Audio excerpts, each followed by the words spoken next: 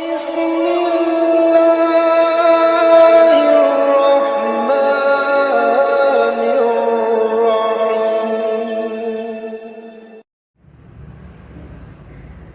إن الحمد لله نحمده ونستعينه ونستغفره ونستهديه ونعوذ به من شرور أنفسنا وسيئات أعمالنا. من يهده الله فلا مضل له ومن يضلله فلا هادي له.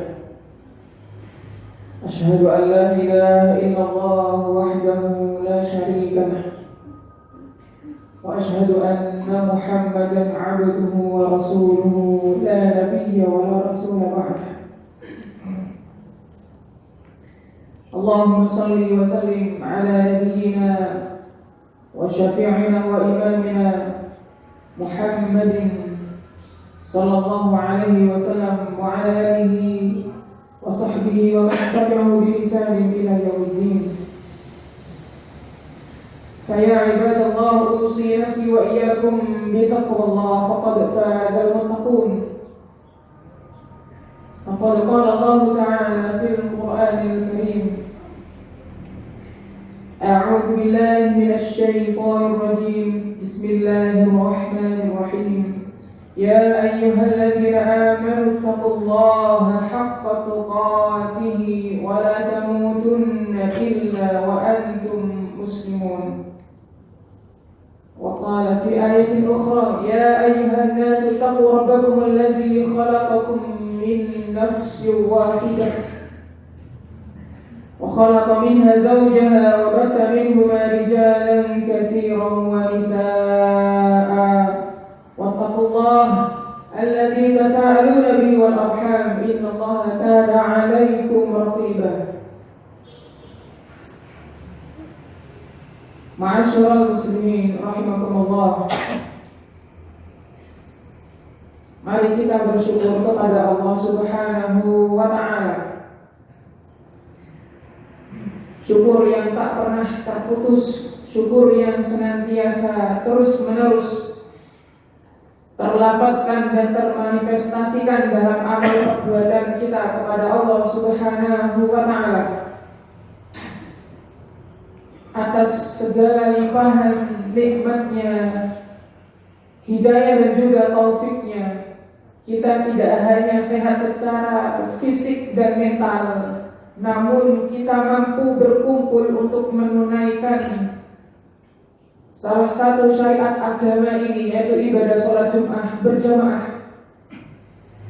Dan itulah nikmat yang paling besar, nikmat yang paling agung yang akan senantiasa kita ingat-ingat dan tidak akan pernah kita lupa nanti di akhirat, yakni nikmat bersujud pada Allah Subhanahu wa ta'ala, nikmat taat kepada Allah Subhanahu wa ta'ala. Taufik Allah Subhanahu wa ta'ala ini sangat mahal harganya. Saking mahalnya Allah, jika ia tidak berkehendak untuk memberikan taufiknya kepada orang yang dia kehendaki, meskipun yang meminta taufiknya adalah orang yang paling Allah cintai, yang paling Allah kasih, niscaya Allah tidak akan beri. Kita tentu pernah mendengar kisah paman Nabi Sallallahu Alaihi Wasallam yang sangat mencintai beliau, menjamin keamanan dan keselamatan dakwah beliau. Namun sang paman Nabi ini bukanlah seorang muslim. Dia mati dalam kekafirannya, dia mati dalam membawa agama nenek moyangnya. Tapi dalam kehidupannya ia tidak pernah sama sekali menyelisihi Nabi. Yang memusuhi Nabi menjadi musuhnya, yang memerangi Nabi menjadi musuhnya, dan dia akan perangi juga. Ia rela berselisih dengan saudara-saudaranya demi untuk membela keponakan yang tercinta ini, Rasulullah Muhammad SAW. Hingga pada akhir hayatnya Rasulullah yang pun demikian cinta dengan pamannya ini berdoa kepada Allah agar Allah memberikan hidayahnya kepadanya. Di akhir hayatnya Rasul berada di samping paman beliau, Abu Thalib. Rasul bersabda, "Ya am, kul kalimah ushhidu biha alaika." Wahai paman, ucapkanlah satu kalimat yang dengan kalimat itu aku pasti akan menjadi saksi atas engkau di akhirat nanti.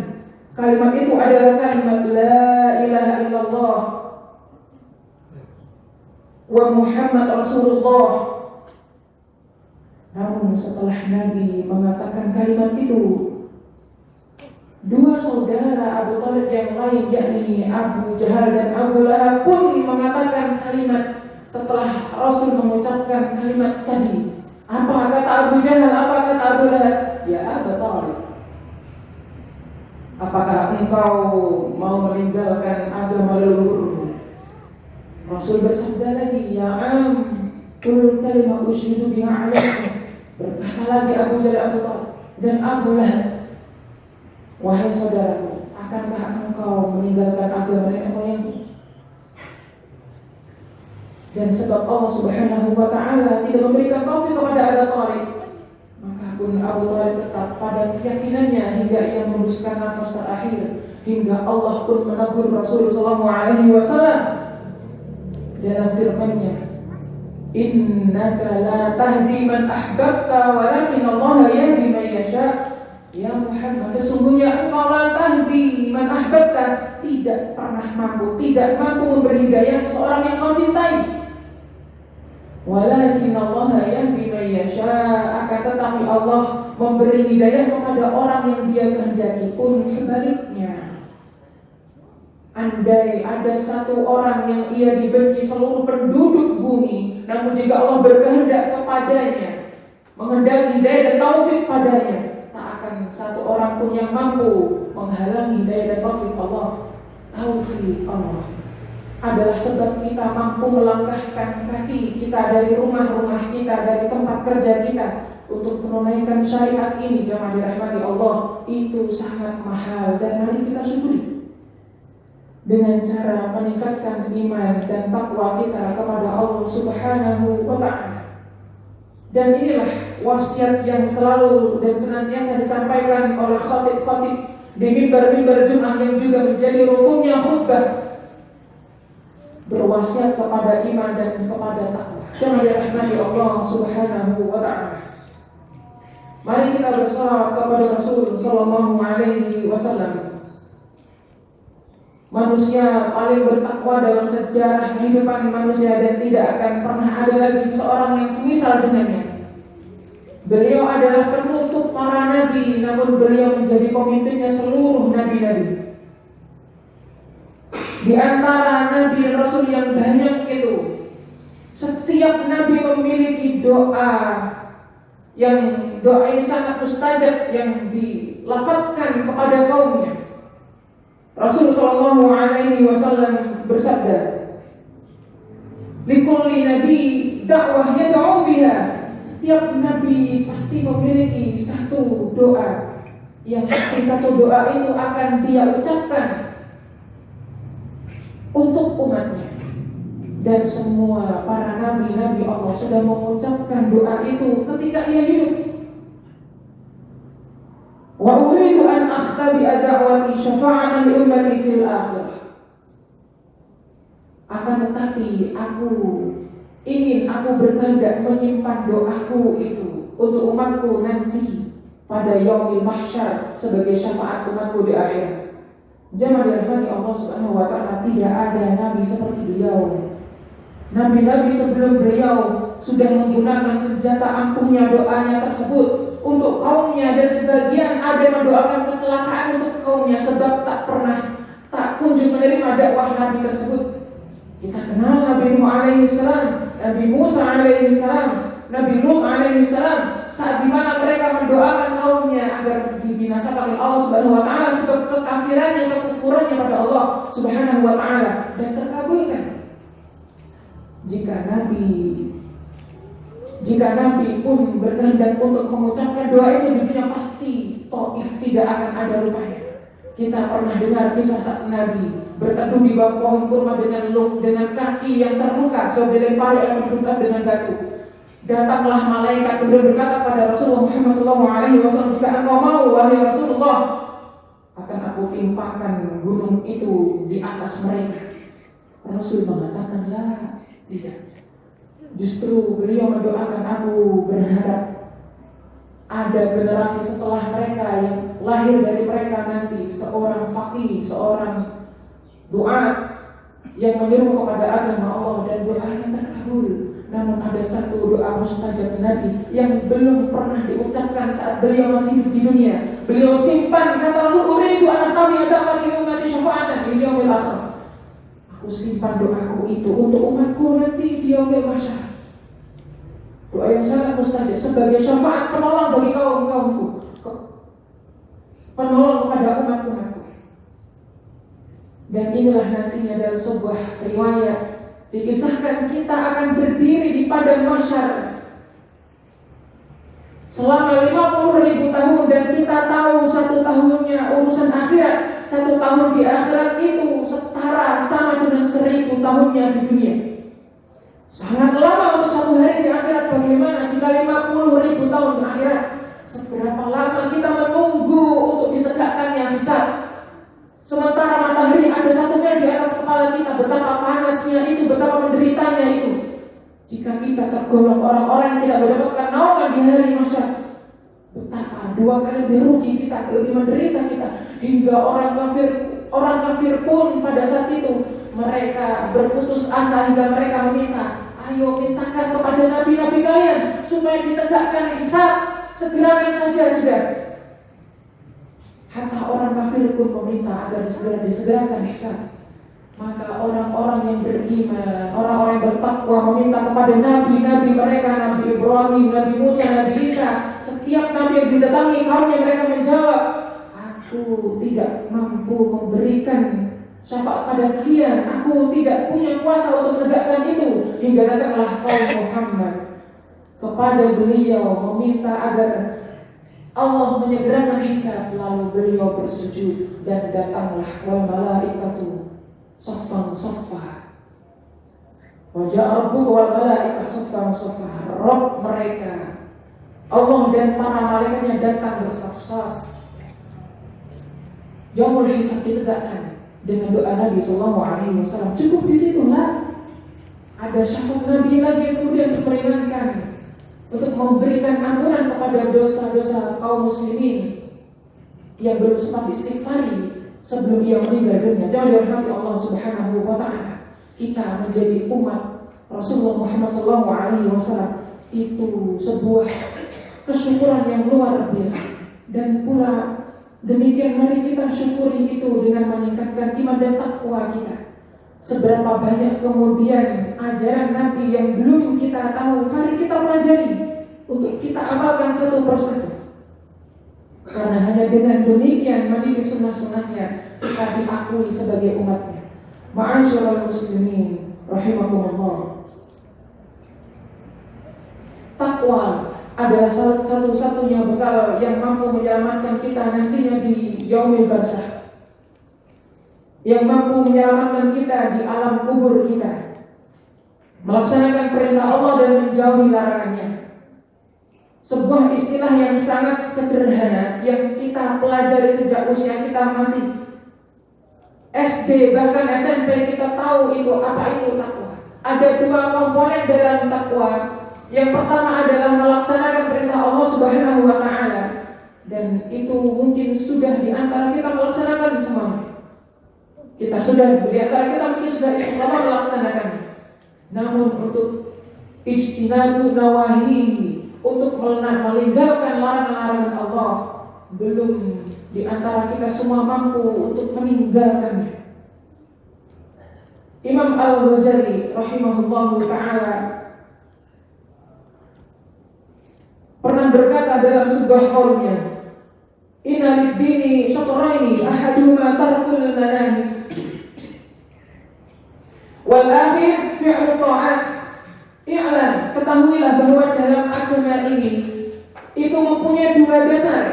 Ahaduhuma tarkul manahi, salah satunya adalah meninggalkan larangan-larangan Allah Subhanahu wa taala, wal akhir, dan yang satu lagi adalah fi'lu ta'at, melaksanakan taat, ketaatan pada Allah Subhanahu wa taala. Tarkul manahi huwal ashaddu fa inna ta'atu yaqdiru 'alaiha kullu ahadin wa tarkus syahawat la yaqdur alaihi illa siddiqun. Wa tarkul manahi, dan meninggalkan kemaksiatan itu asyaddu, itu lebih berat daripada fi'lu ta'at, daripada melaksanakan ketaatan. Alasannya adalah yaqdiru alaihi kullu ahadin, sebab ketaatan itu setiap orang mampu melaksanakannya. Wa amma tarkus syahwat, sedangkan meninggalkan syahwat, meninggalkan maksiat pada Allah Subhanahu wa taala, la yaqdiru alaihi illa siddiqun, tidak akan pernah mampu melaksanakannya kecuali orang-orang yang siddiq, kecuali orang-orang yang jujur. Dan inilah ujian terberat seorang muslim saat ia berada dalam kesendiriannya, saat ia sepi tidak dilihat orang-orang, saat ia berada dalam kesendiriannya, hanya dia dan Allah saja yang tahu apa yang dia lakukan. Terkadang kita kemudian lolos melaksanakan atau melakukan kemaksiatan tersebut, dan ini tidak akan pernah terjadi kecuali pada orang yang jujur. Jujur, aku ini hamba Allah. Jujur, aku berbuat meninggalkan larangan Allah ini karena Allah, bukan karena manusia.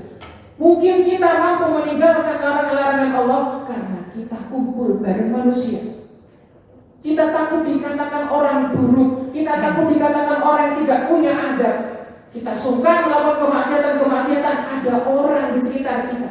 Namun saat kesendirian, siapa yang tahu? Maka sungguh secara tidak langsung kita menjadikan saudara-saudara kita, orang-orang tersebut adalah Tuhan kita. Karena saat kita tidak dilihat oleh mereka, kita mampu bermaksiat. Dan yang sedemikian itu tidak akan pernah mampu dilaksanakan kecuali bagi orang-orang yang jujur. Saya jujur, Pak. Baik dalam keadaan ramai atau sepi, saya meninggalkan maksiat karena saya tahu Allah melihat saya. Karena saya tahu itu larangan Allah dan Allah benci saya melakukan itu. Jemaah dirahmati Allah Subhanahu wa taala. Asyaddu, kata Imam Al-Ghazali, itu lebih berat daripada melaksanakan ketaatan. Jemaah dirahmati Allah Subhanahu wa taala. Dan itulah kenapa kemudian salah seorang sahabat Nabi sallallahu alaihi wasallam, Sahal bin Abdullah, pernah berkata, laisa kullu man 'amila bi ta'atillahi shara habiballah. Tidak setiap orang yang melakukan ketaatan pada Allah Subhanahu wa taala lantas ia serta-merta menjadi kekasih Allah Subhanahu wa taala. Beliau berkata, orang yang senantiasa melaksanakan ketaatan kepada Allah Subhanahu wa taala tidak serta-merta kemudian ia menjadi kekasih Allah Subhanahu wa taala, walakin akan tetapi man ijtanaba ma nahallahu anhu shara habiballah.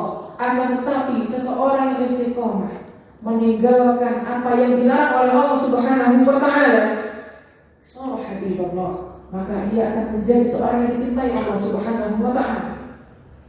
Sebab dengan meninggalkan kemaksiatan itu, ia ini diakui oleh Allah Subhanahu wa taala sebagai siddiq, sebagai orang yang jujur.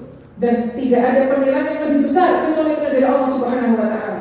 Wala yastanibul adzan ila siddiq mukrim, kata Sa'd bin Abdullah, dan tidak ada seorang yang menjauhi dosa-dosa kecuali siddiqun mukrimun, orang yang jujur dan ia berusaha mendekatkan diri pada Allah Subhanahu wa taala. Amma a'malul bir fa ya'maluha al-bar wal fajir. Sementara perbuatan-perbuatan yang baik, amal-amal yang saleh, ya'maluha al-bar wal fajir, itu semua bisa dilakukan baik orang yang fajir ataupun orang yang bar, orang yang bermaksiat, orang yang jahat ataupun orang yang baik. Kita tidak pernah mampu mendefinisikan atau mendeteksi orang yang melakukan kebaikan itu orang baik. Bisa jadi di balik kebaikannya ia mengharapkan pamor, ia mengharapkan ridho dari manusia, atau ia mengharapkan pujian-pujian manusia, dan tentu itu tidak baik. Rasulullah SAW bersabda, at-taqwa hahuna, takwa itu di sini. Maka meskipun amalan itu baik zahirnya, jika niatnya laisa lillahi, maka maka itu bukan amalan baik. Dan siapa yang tahu amalan ini? Allah Subhanahu wa ta'ala dan dirinya. Maka jemaah dirahmati Allah Subhanahu wa ta'ala, usikum wa iyyakum bitaqwallah. Khatib berwasiat kepada diri khatib sendiri dan kaum muslimin pada umumnya. Mari kita berkaca pada diri kita masing-masing. Sudah berapa kemaksiatan yang kita laksanakan saat kita berada dalam kesendirian hingga saat ini? Lalu sebanyak itu pula sudah berapa kemudian yang kita sesali dan kita istighfari pada Allah Subhanahu wa ta'ala.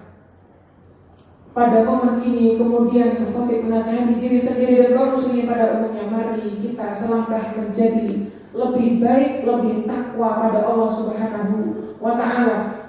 Tidak perlu kemudian jika kita belum mampu melaksanakan amal-amal soleh yang sangat banyak itu, amal-amal soleh yang besar itu, cukup kita beramal soleh dengan meninggalkan kemaksiatan meskipun itu kecil. Hatta al-amr yakrahullahu an, termasuk meninggalkan semua apa yang Allah benci, semua apa yang Allah tidak suka. Karena kebanyakan kita terpeleset dalam talbis iblis.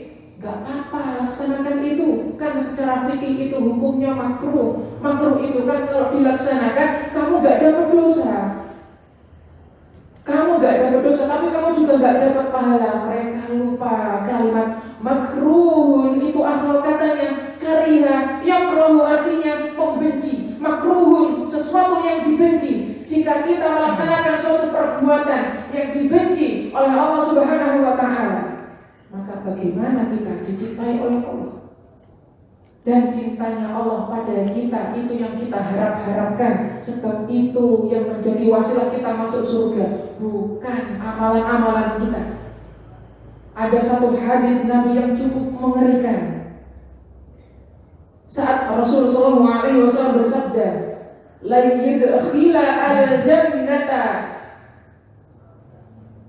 al-amila salihah amalah, tidak akan mampu memasukkan ke surga amalan soleh seseorang. Amalan soleh seseorang tidak akan pernah mampu memasukkannya ke dalam surga. Ditanya sama seorang sahabat yang cukup kritis, hatta anta ya Rasulullah, apakah engkau juga wahai Rasulullah? Karena engkau orang yang paling banyak amal solehnya. Engkau mengajari semua kaum muslimin menunjukkan kepada Islam, kepada hidayah. Betapa kemudian banyak amal engkau wahai Rasulullah. Apa kata Nabi jawab tadi?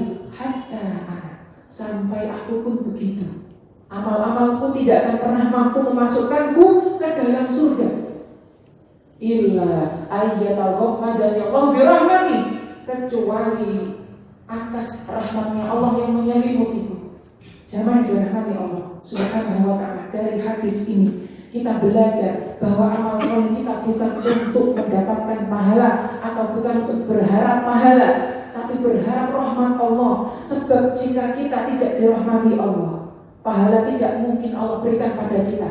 Lupakan saya sudah beramal soleh, masa enggak dikasih pahala? Amal soleh antum sah dilaksanakan, amal soleh antum dihargai, diapresiasi oleh manusia. Tapi antum tidak pernah tahu amal soleh antum diterima dan diberi pahala oleh Allah Subhanahu wa ta'ala. Maka mari kita jujur pada diri kita sendiri, jauhi maksiat sebagai amalan terkecil, landasan yang tidak akan pernah bisa digoyahkan. Dimanapun kita berada, di dalam keramaian atau jalan kesepian, amal soleh pertama meninggalkan apa yang dilarang Allah Subhanahu wa ta'ala, termasuk perkara yang makruh. Barakallahu li wa lakum fil Qur'anil 'azim wa nafa'ani wa iyyakum bima fihi al-ayat dzikr hakim astaghfiruh innahu huwal ghafurur rahim. Alhamdulillahilladzi waqafa as-salatu was-salamu ala nabiyyil mustafa Muhammad sallallahu alaihi wasallam wa man ihtada amma ba'd fa ya ibadallah usi nafsi wa iyyakum bi taqwallah faqad fazal muttaqun.